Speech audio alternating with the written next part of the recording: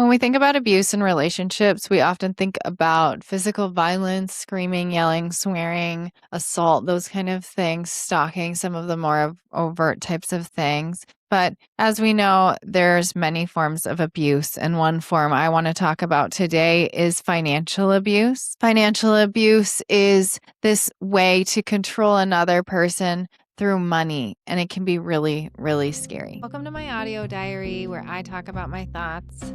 Join me, Katherine, as I navigate thoughts about life and relationships, dating and God, mental health struggles and motherhood, and all things feminine energy. I firmly believe that those of us that are on this self-help journey are just desperate for wisdom, guidance, direction, just any answers. So I'm happy to share any wisdom that I find along the way, but I'm just more happy that you're here and that we're doing this together. So let's get started.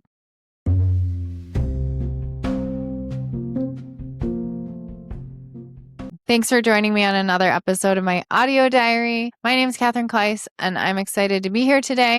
I'm always excited to equip you with more tools and information to empower yourself, protect yourself, and keep yourself safe. It's really, really important. So let's talk about financial abuse. Financial abuse can occur when you're in a relationship with somebody and they start controlling your means of money, right? Of using money. I can talk about financial abuse in other ways too, because I actually have experience with it. As a child, as the daughter of financial abuse, that was really hard to go through.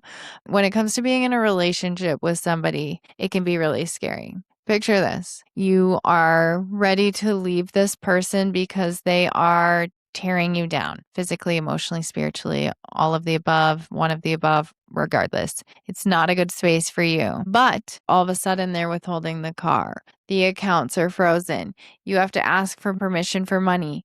You don't feel like you have the money to leave, to get an apartment, to buy a home, to do what you need to do to protect yourself and to get out. They're withholding things from you to keep you there and to control you. It's really, really abusive, and it's not okay. Let's talk about it. So it is a form of abuse. It is a form of control. And the goal is not really about finances, but it's about controlling you. It matters because it creates this dependency and this space where you can't protect yourself. Now, when it comes to getting out of financial abuse, that's one. Well, we're going to talk about financial abuse today. But on a separate note, just in general, we need to be prioritizing financial literacy, especially as women. Especially as women. Okay, you need to be able to take care of your shit. All right? Get your shit together. Here we go.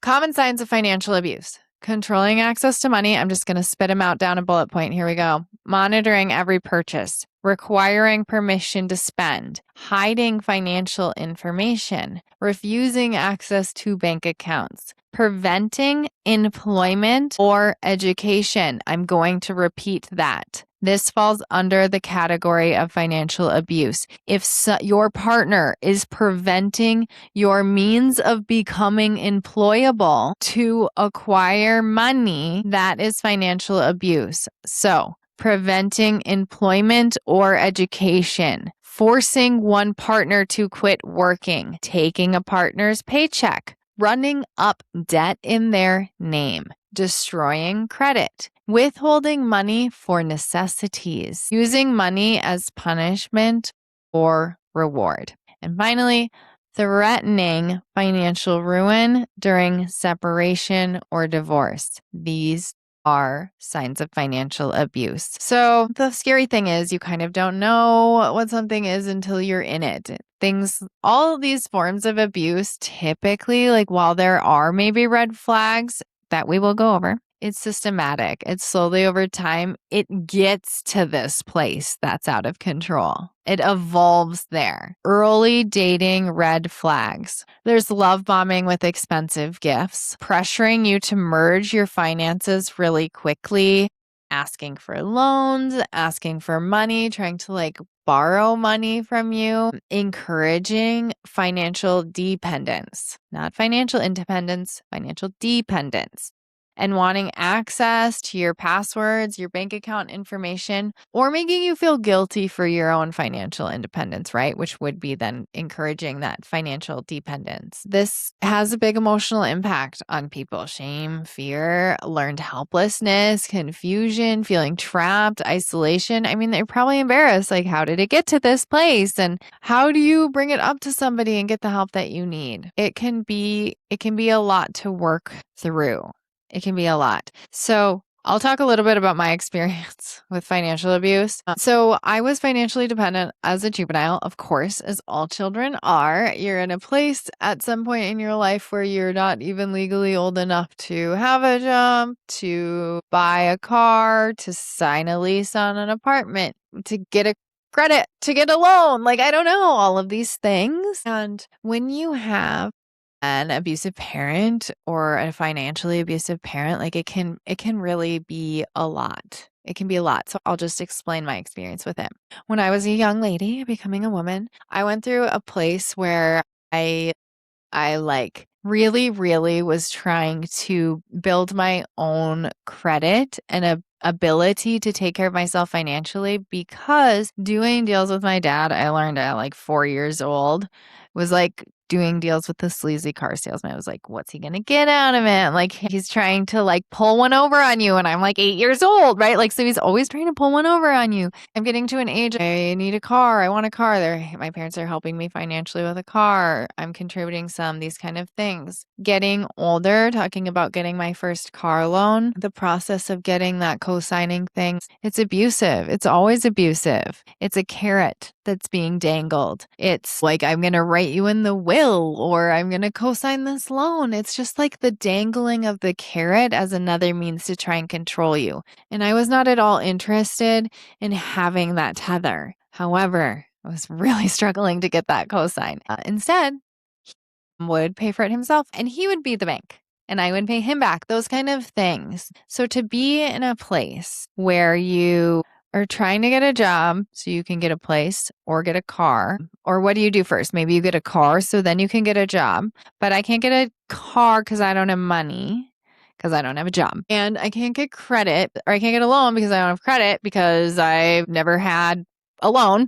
So I can't get a loan. And it's just a really hard place to be in when you don't have credit, you don't have a loan, you don't have a car, you don't have a job, you don't have a place to live. And you have people that are trying to control and abuse you. I have been there. It's one step at a time. It is one step at a time. I think, for me, I think you need to take your credit very seriously. I take my credit seriously. I did not have people that I could depend on if I was in a position. My people are the bank. Okay. If I need a car, I'm going to pay you back. If I need a house, you need to know I'm going to pay you back. Okay.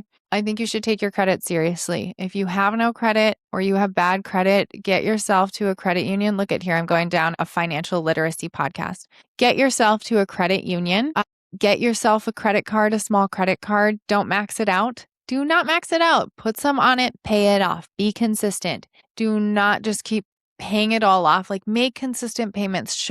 Demonstrate your ability to pay things off long-term over time. Okay, you need to do this for yourself. If you're tied to this person, you have to open an account in your name. Keep it a secret.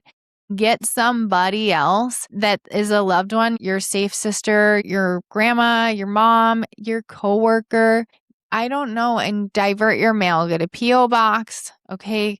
Divert your mail. Get yourself an account. Get yourself a credit union. Start setting aside cash. Cash is king. I don't know when you can get your hands on it. You tuck that under a floorboard, in your shoe. I don't know, okay?